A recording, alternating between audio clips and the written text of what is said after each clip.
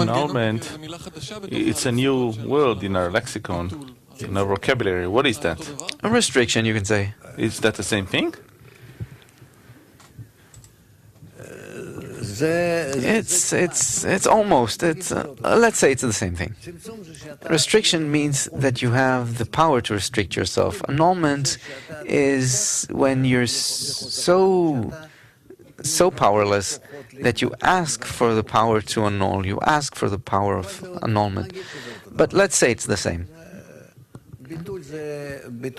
Annulment is within the work, and restriction is when you've completed the work and received the power to annul, to restrict yourself.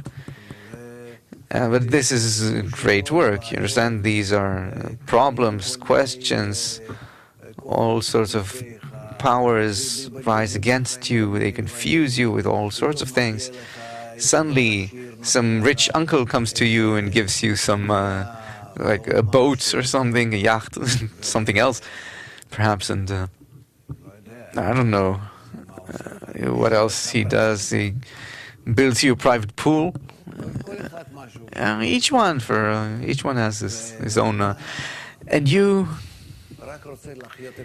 only wants to enliven your soul. What does it mean to enliven your soul? So that I'll have the ability not to receive anything, but just to annul towards the 10.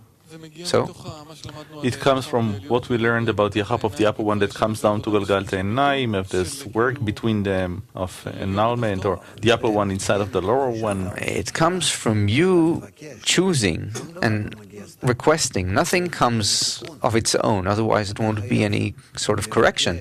You must ask. Of course, you're incapable of doing anything, but to request, you can't request either, by the way, but you have a 10. But with the 10, you can begin on the degree of this world, on the corporeal degree, to begin to work. With the 10, you can begin to work on the corporeal degree, and then you receive these powers from them. And with these powers, you can try to attempt to annul before the upper one and to feel that you're incapable of doing so.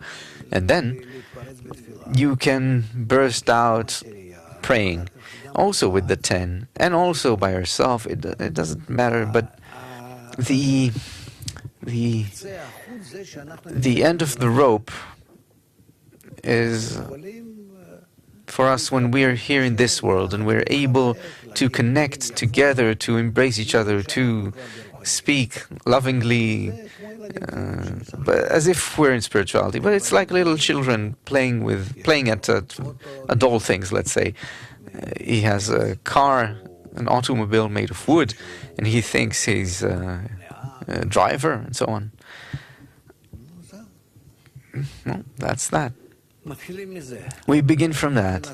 That's why we mustn't disregard all the means that we have at our disposal from this world, because without that we'll never reach spirituality.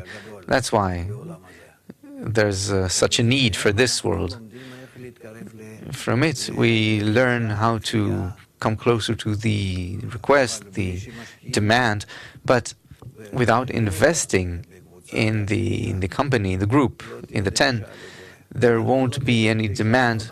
There won't be a correct demand towards the Creator. We'll demand of Him, give me, bring me, why doesn't He do this for me, and so on and so forth. You know, the demands of the wicked, so to speak. And then the Creator will need to take us on a sort of trip through which we'll discover that our demand was improper, incorrect, and egoistic. And we need to understand and recognize that. And so it lengthens the path quite significantly. All right.